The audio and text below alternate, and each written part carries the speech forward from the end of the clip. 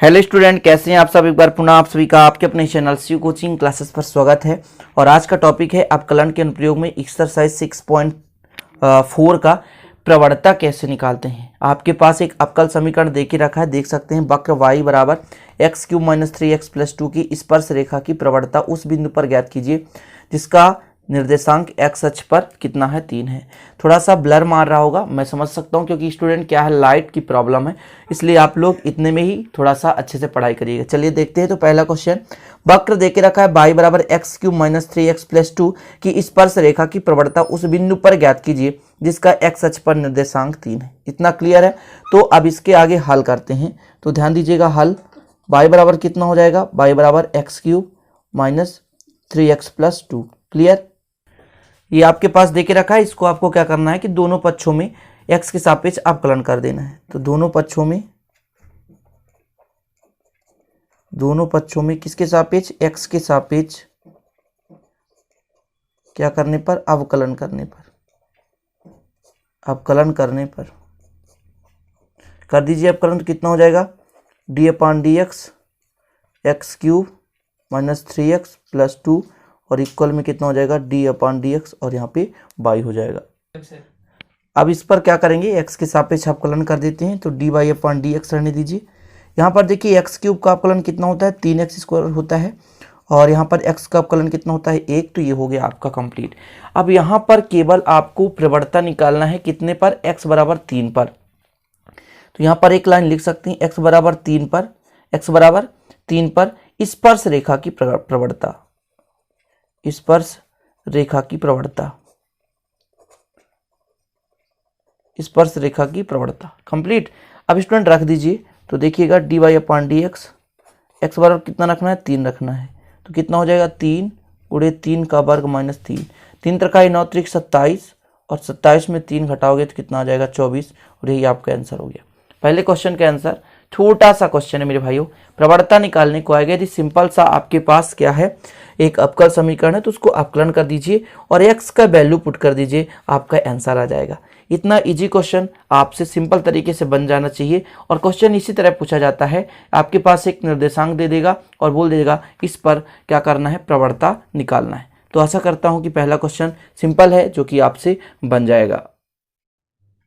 दूसरा क्वेश्चन है आपके पास, वक्र y = 3x⁴ - 4x के x बराबर 4 पर स्पर्श रेखा की प्रवणता ज्ञात करना है। तो वक्र का समीकरण देके रखा है। वक्र का समीकरण बहुत ईजी है, सिंपल है और सेम क्वेश्चन है फर्स्ट की तरह। y इक्वल कितना है, 3x⁴ - 4x। अब मुझे दोनों पक्षों में x के सापेक्ष अवकलन करना है। दोनों पक्षों में क्या करना है स्टूडेंट, x के सापेक्ष क्या करने पर, अवकलन करने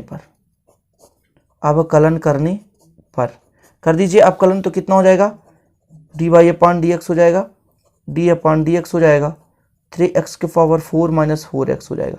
बताइए अवकलन कितना होता है। तो 4 × 3 = 12 है, x घात 3 - 4 हो जाएगा, dy/dx हो जाएगा। कितने पर, x बराबर 4 पर। देख सकते हैं क्वेश्चन x बराबर 4 पर, x बराबर कितने पर, 4 पर। तो x बराबर यहाँ पर x बराबर 4 पर स्पर्श रेखा की प्रवणता कितनी हो जाएगी मेरे प्यारे भाइयों। तो यहाँ पर dy/dx है और x बराबर यहाँ पर कितना कर दीजिए, 4। तो 12 × 4 के घात 3 - 4। अच्छा, 4 चौको 16, चौको 64, और 64 का गुणे 12 से करेंगे, फिर 4 घटाएंगे। तो 12 चौक 48 और 12 × 72, 4 कितना होता है, 76 और -14। तो कितना हो जाएगा, आपको घटा देना है। तो 700, ये आपके पास 14 है, यहाँ पर सॉरी 4 है, तो 768 हो जाएगा। ये 4 है ना, 4 है, तो 768 में 4 घट जाएगा, 764 हो जाएगा। यही प्रवणता है, सिंपल है, कुछ भी नहीं है। यहाँ पर 4 है तो 4 लिखे, मैंने 14 ही लिख दिया था। तो 768 में 4 घटाओ कितना आएगा, 764। यही प्रवणता है। तो दो क्वेश्चन सेम है और इस एक्सरसाइज में सारे इसी प्रकार के हैं।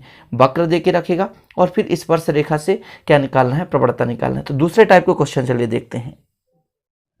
तो देखिए थोड़ा सा अगला क्वेश्चन है जो टाइप अलग है कि वक्र y बराबर x³ - 3x² - 9x + 7 पर उन बिंदुओं को ज्ञात कीजिए जिन पर स्पर्श रेखा x अक्ष के समांतर है। x अक्ष के समांतर है और हमें उन बिंदुओं को निकालना है।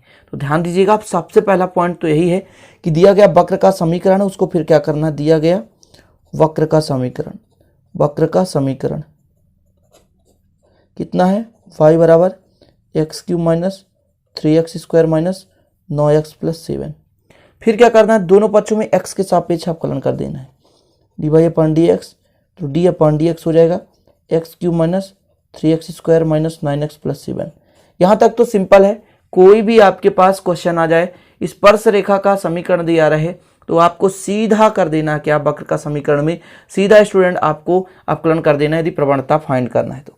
अवकलन करने के बाद आपके पास फाइंड हो रहा है 3x स्क्वायर 9 दूनी 18x और यहाँ पर हो जाएगा -9। अब कहोगे सर डायरेक्ट कर रहे हो, मेरे भाइयों अवकलन आप लोग चरम सीमा पर चल रहा है। अब इस चैप्टर के बाद समाकलन आएगा, तो अवकलन में ये चीज़ें आपको कंपलसरी है, सिंपल तरीके से बनना चाहिए। इतना हो गया क्लियर। यदि मैं इसका गुणनखंड करना चाहूँ तो गुणनखंड निकाल सकता हूँ।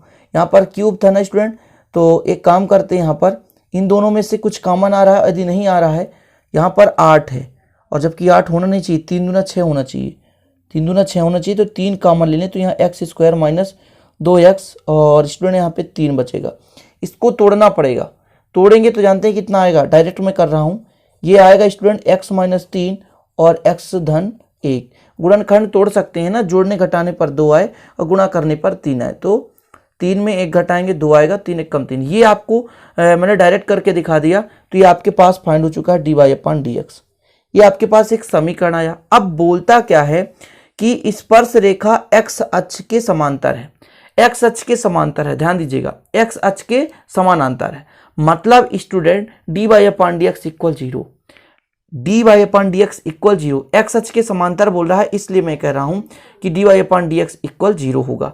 ध्यान दीजिएगा, एक्स अक्ष के समांतर क्वेश्चन में बोल के रखा है कि जो आपके पास क्या है, एक्स अक्ष है, सॉरी जो वक्र है वो स्पर्श रेखा जो है एक्स अक्ष के समांतर है, अर्थात एक्स अक्ष के समांतर D Y upon D X equal 0 हो जाएगा। एक्स अक्ष के समानांतर बह रहा है ना, एक्स अक्ष के समांतर चल रहा है, इसलिए D Y upon D X, इतना ध्यान रखिएगा।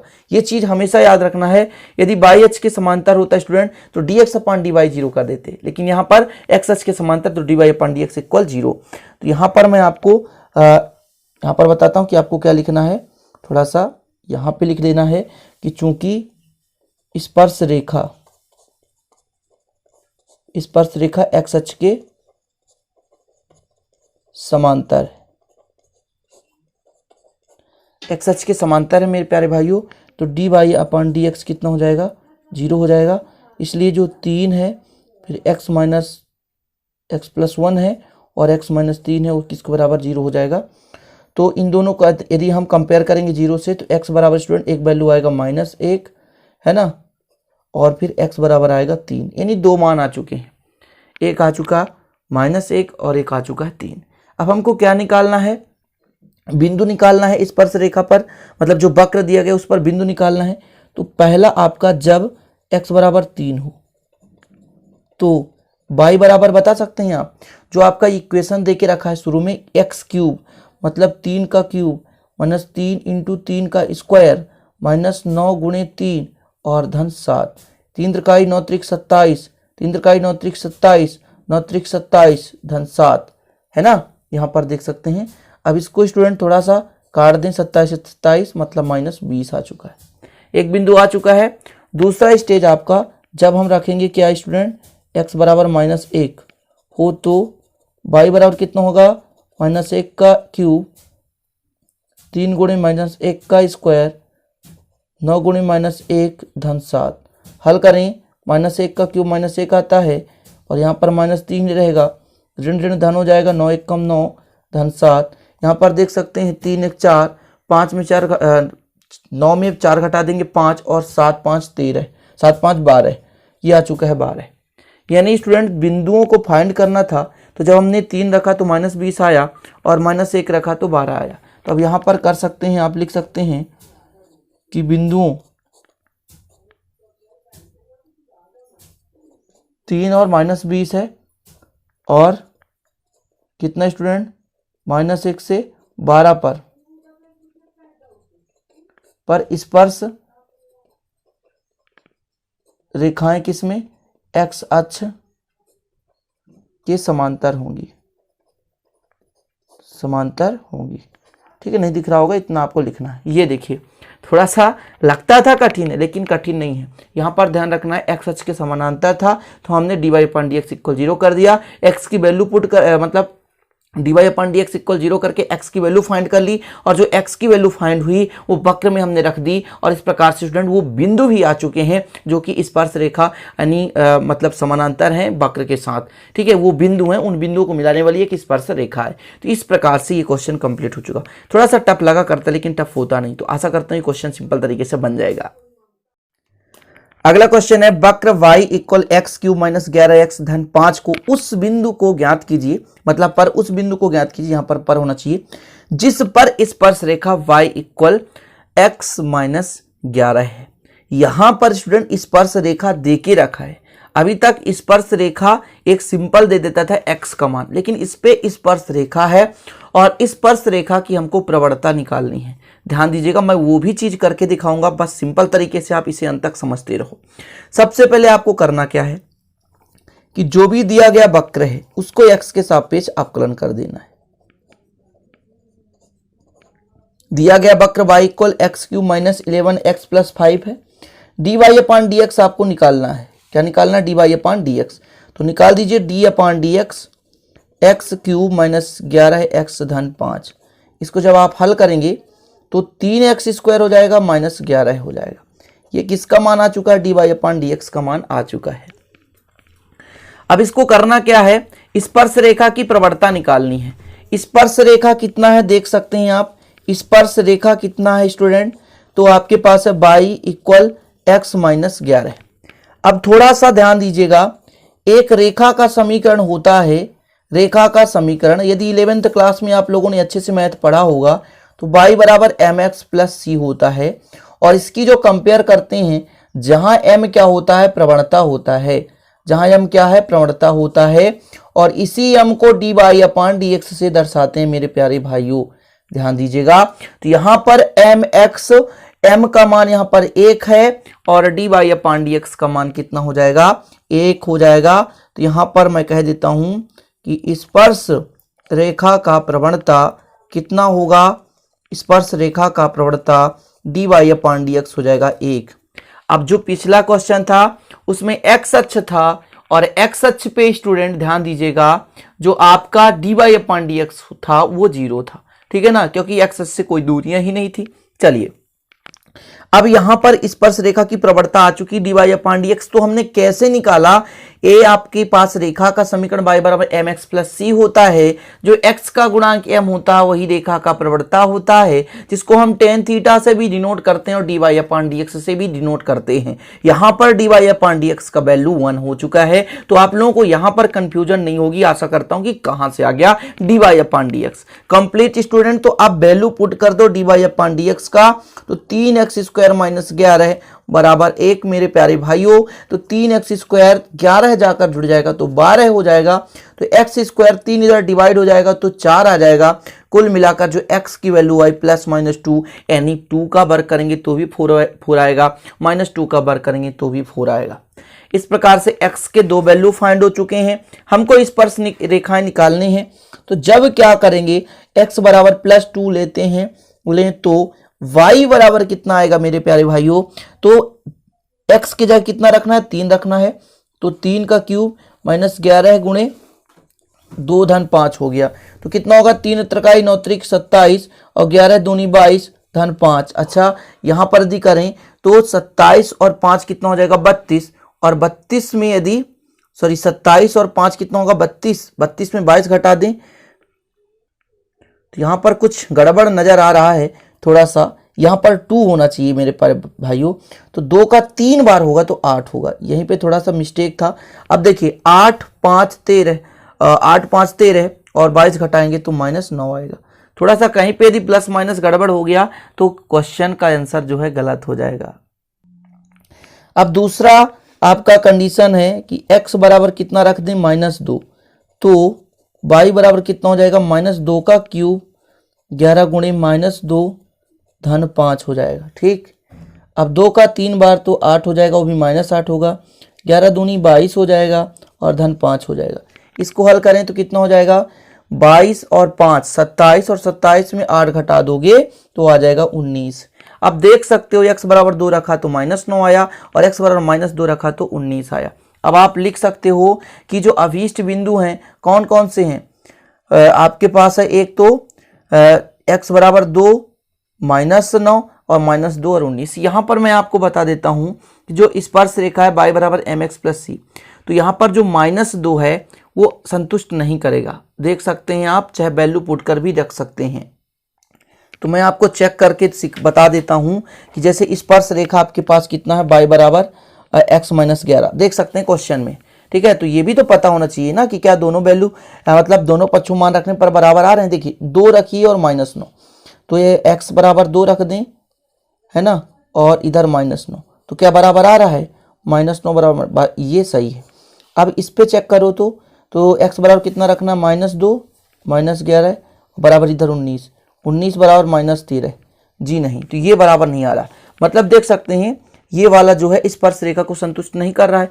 तो थोड़ा सा लिखना पड़ेगा कि जो बिंदु कौन सा है -2 19 है, स्पर्श रेखा y बराबर x - 11 को संतुष्ट नहीं करता। इतना सिंपल है। अतः आप लिख लेना, अतः जो आपका बिंदु है कौन सा 2 और -9 है ना, इस बिंदु अभीष्ट बिंदु 2 -9 है जिस पर स्पर्श रेखा समीकरण y बराबर x - 11 है। तो बिंदु जो आपको फाइंड करना था वो बिंदु आपका आ चुका है स्टूडेंट। वो कौन सा बिंदु है, तो आज आ चुका है 2 और -9। तो देखिए जो स्पर्श रेखा को संतुष्ट करेगा वही बिंदु लेना है, अन्यथा आप गलत कर बैठो, दोनों या 3 बिंदु आ जाए, तीनों बिंदु को आप लिख दो कि वास्तव में यही है इसका आंसर है। तो स्टूडेंट इस प्रकार क्वेश्चन आपसे बन जाने चाहिए, क्योंकि यार इजी है, कुछ भी नहीं, बस आप थोड़ा सा मेहनत करना सीखें। तो आज के इस वीडियो का आखिरी क्वेश्चन है y = 4x³ - 2x⁵ पर उन बिंदुओं को ज्ञात कीजिए जिन पर स्पर्श रेखा मूल बिंदु से होकर गुजरती है। मूल बिंदु यहां पर देके रखा है और मूल बिंदु के स्पर्श रेखा का समीकरण मैं आपको निकाल कर दिखाऊंगा, क्योंकि स्टूडेंट थोड़ा सा टफ है यार, मजा आएगा इस क्वेश्चन पे। तो हल करते हैं। y जो भी देके रखा है, y कितना है 4x³ - 2x⁵ और dy/dx तो एक सिंपल तरीके से आप कर लोगे, 4 3 12 x² और 5 दूनी 10 x⁴ इतना आप सिंपल कर सकते हो स्टूडेंट। अब ये स्पर्श रेखा का समीकरण, यदि दो बिंदु से होकर जाने वाली स्पर्श रेखा का समीकरण आप लोगों को नहीं पता होगा, लेकिन पता करना पड़ेगा। देखिए कैसे लिखता हूं समीकरण, होता क्या है सूत्र, y - y1 = dy - dx और फिर होता है x - x1। यहां पर m कर सकते हो आप, यम कर सकते हो, यहां पर y2 - y1 बटे x2 - x1 कर सकते हो, dy/dx कर सकते हो, प्रवणता यम कर सकते हो, कई सारी चीजें यहां पर कर सकते हो। चलो मूल बिंदु से होकर जाता है, चूंकि ये कहां से जाता है, चूंकि यह बिंदु किससे होकर जाता है, 0 0 से होकर जाता है, 0 0 से होकर जाता है। तो चलो भैया 0 0 से होकर जाता है, तो अपन करते क्या है, वैल्यू पुट करते हैं। y1 का मान 0 तो y - 0, dy/dx का मान कितना है 12 x² - 10 x⁴ और x - x1 का मान 0 है। यहाँ x1 और y1 का मान 0 0 देके रखा था। y बराबर यदि मैं कहूं तो x का यदि मल्टीप्लाई करेंगे तो 12x³ - 10 x⁵ हो गया। अब इस y की जगह वैल्यू पुट कर दो, y की जगह वैल्यू पुट करोगे, y का जो पहला समीकरण था 4x³ - 2x⁵, वही चीज तो आया x³ - 10 x⁵। एक काम करें, यहां पर 12x⁵ है, इसको आप इधर ले आओ तो कितना हो जाएगा 4x³ - 12x⁵ और यहां पर -10 x⁵ है, इसको इधर ले जाओ तो +2x⁵ हो जाएगा।